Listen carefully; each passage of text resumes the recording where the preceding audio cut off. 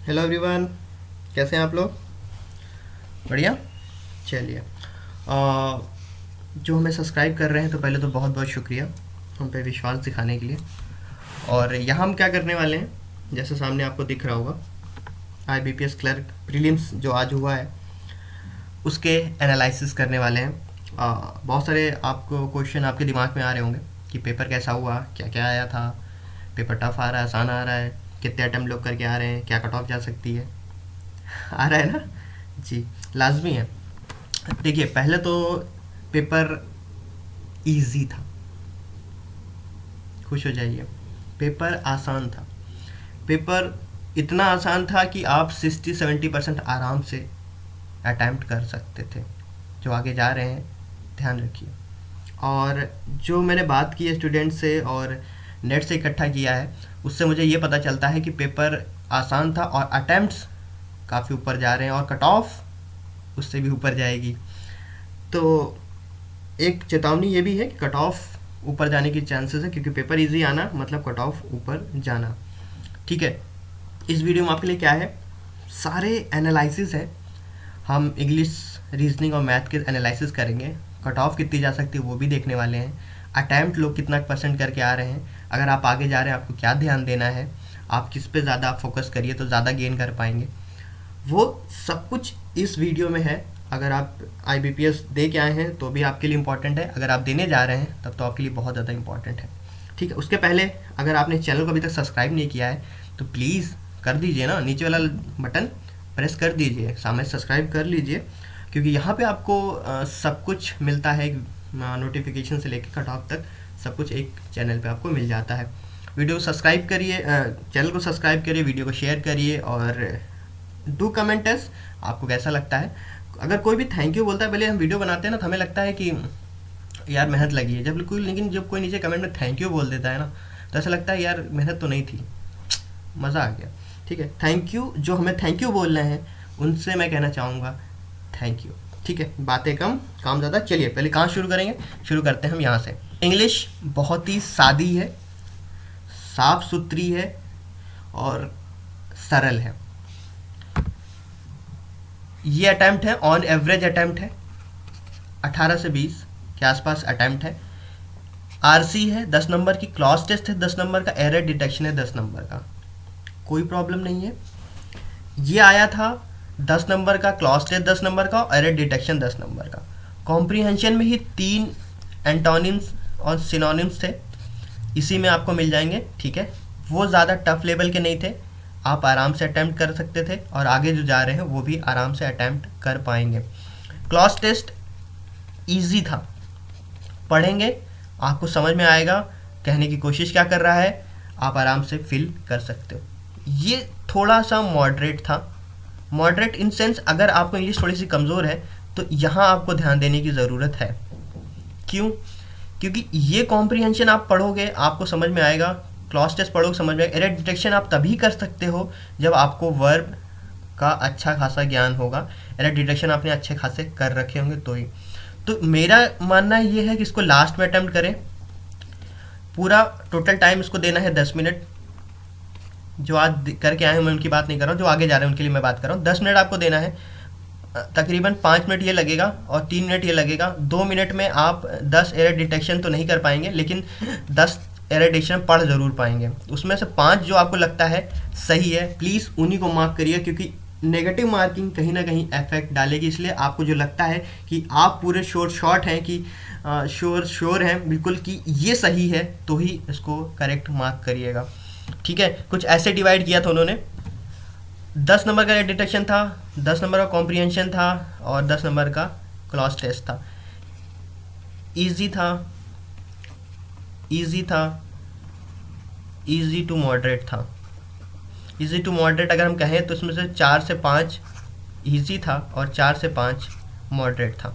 ठीक है, ये इजी था, ये इजी था। 20 मार्क्स का आप आराम से गेन कर सकते हो अगर आपने क्लॉज टेस्ट अच्छे से प्रैक्टिस की होगी और रीडिंग कॉम्प्रीहेंशन अच्छे तरह आपने कर रखा हो, करना जानते हैं।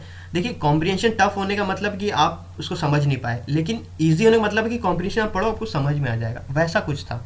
क्लॉज टेस्ट उसमें भरना क्या है, कभी कभी होता नहीं कि आपको क्लॉज वो पैरा समझ में आ जाता है, लेकिन वर्ड बहुत डिफिकल्ट दे रहते हैं, उसकी वजह से आपको कन्फ्यूजन होने लगता है कि यार क्या भरा जाएगा। लेकिन यहाँ वर्ड भी सरल थे और पैराग्राफ भी आसान था।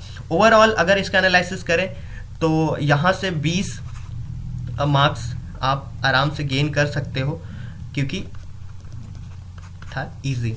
आगे जो जा रहे हैं उनके लिए मैं बता दूं, इजी लेवल की इंग्लिश है, इंग्लिश के लिए हैक्टिक मत होइएगा, ठीक है। आगे बढ़े, चलिए आगे बढ़ेंगे, बात कर लेते हैं रीजनिंग की। रीजनिंग भी इजी थी, लगभग 80% इजी थी और 20% थोड़ा मॉडरेट था।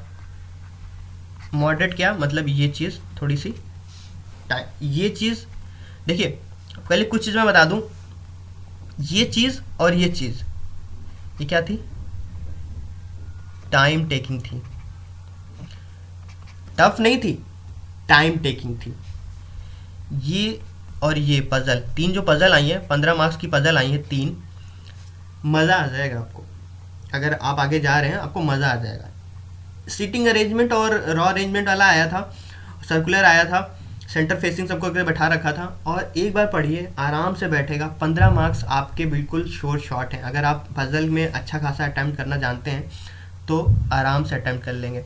इनक्वालिटीज़ पेन रखने की भी ज़रूरत नहीं है, ऐसी ही आई थी, पेन रखने की भी ज़रूरत नहीं, ओरली आप कर सकते थे, ठीक है। आगे जो जा रहे हैं उनको मैं बताऊं उनको क्या करना है, यहाँ ध्यान दें, ये आपका टारगेट है,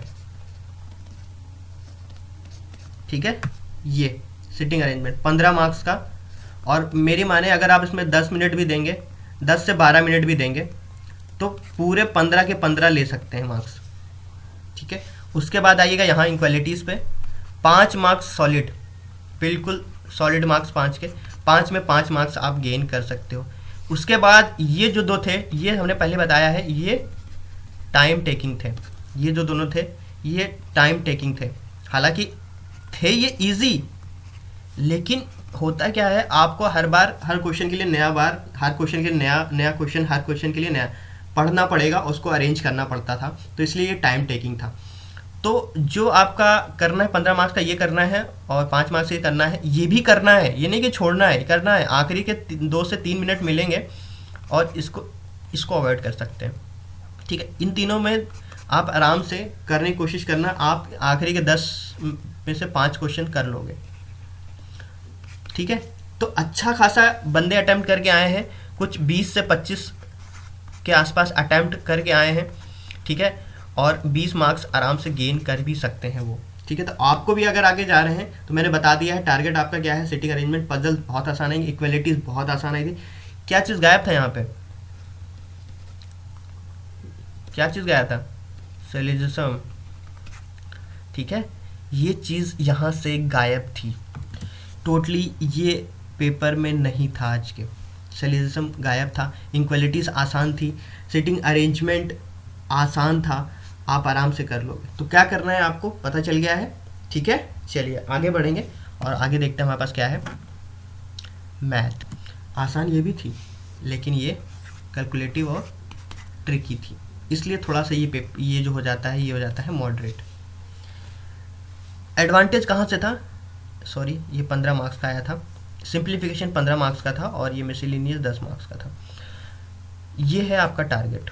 नंबर सीरीज, डीआई और ये मिसलेनियस था। देखिए इसमें क्वाड्रेटिक इक्वेशन नहीं आई थी और इनपुट आउटपुट नहीं आया था। इनपुट आउटपुट कभी भी प्री में नहीं पूछा जाता है, ये आप याद रखिए। कोई लोग पूछते हैं, उनको याद मानना होता है, इनपुट आउटपुट कभी भी प्री में नहीं आता है, ना के बराबर होता है, वो मेंस में ही आता है। तो 15 मार्क्स का सिंप्लीफिकेशन आया था, इसी में अप्रॉक्सी भी थी, अप्रॉक्सी के भी क्वेश्चन इसी में थे 5 मार्क्स के, और डीआई आसान थी, ठीक है। और नंबर सीरीज भी इसमें से 3 क्वेश्चन आसान थे, 2 जो थे वो थोड़े से मॉडरेट लेवल के थे, ठीक है। इसमें गेन थोड़ा सा कम किया है, इसमें 15 से 20 मार्क्स तक अटैम्प्ट करके आए हैं लोग, थोड़ा सा मॉडरेट होने की वजह से मैथ में थोड़ा सा ढीला पड़ गया है मामला। तो मैथ में अगर कम अटैम्प्ट करके आए हैं तो भी घबराने की जरूरत नहीं, थोड़ा सा मॉडरेट था इसलिए ये हुआ है। कुछ ऐसे डिवाइड किया था उन्होंने, देख लें। सिंप्लीफिकेशन, ये है आपका टारगेट। यहाँ से आप 10 मिनट लीजिए, लेकिन 15 के 15 सिंप्लीफिकेशन सही कीजिएगा, ठीक है, ये है टारगेट। अगर ये 15 के 15 आपने सही कर दिए तो आपको और कुछ करने की ज़रूरत है नहीं। सीरीज़ में 2 से 3 ईजी मिलेगा, और जो 2 से अगर 2 मॉडरेट मिलता है, प्लीज़ मेरी सुझाव है कि इसमें उलझने की ज़रूरत नहीं है, टाइम ख़राब करने की ज़रूरत नहीं है। ये आसान होगा, 4 ईजी मिलेंगे और एक जो होगा वो थोड़ा सा टफ होगा, तो एक जो है इसको नेगलेक्ट कर सकते हैं, बाकी पाँचों सरल मिल सकते हैं। ठीक है, आगे जो जा रहे हैं, आज जो आया था उसके आधार पे मैं आगे जो जा रहे हैं उनको बताऊंगा, ये आप नेगलेक्ट कर सकते हैं। टाइम आपके पास कम रहेगा, इसको आप 20 मिनट दीजिएगा, आगे जो जा रहे हैं उनको बताऊंगा। आप आराम से 15 से 20 मार्क्स गेन कर सकते हैं इसमें। ठीक है, जो आज का ये था उस हिसाब से मैं आगे के एनालिसिस बता रहा हूँ कि आगे जो जा रहे हैं उनको क्या करना है। 15 मार्क्स का सिंप्लीफिकेशन आया था और आप आराम से 15 से 15 मार्क्स गेन कर सकते हैं। ठीक है, चलिए अब बात करेंगे कि क्या अटेम्प्ट रहा है और क्या कट ऑफ हो सकता है।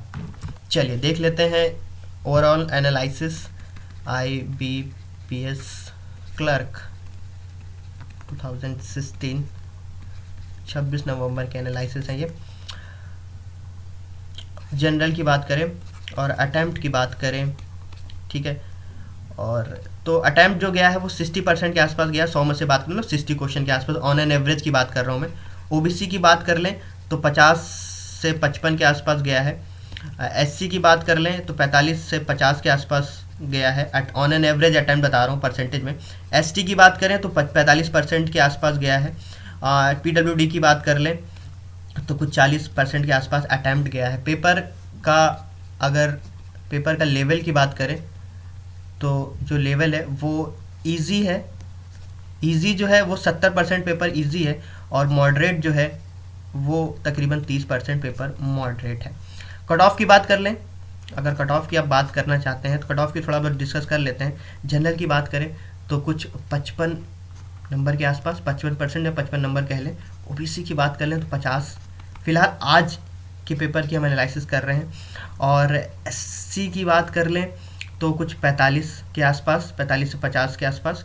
ST की बात कर लें तो 40 के आसपास, और PWD की बात कर लें तो कुछ 35 मार्क्स के आसपास। ये है कट ऑफ 26 नवंबर की।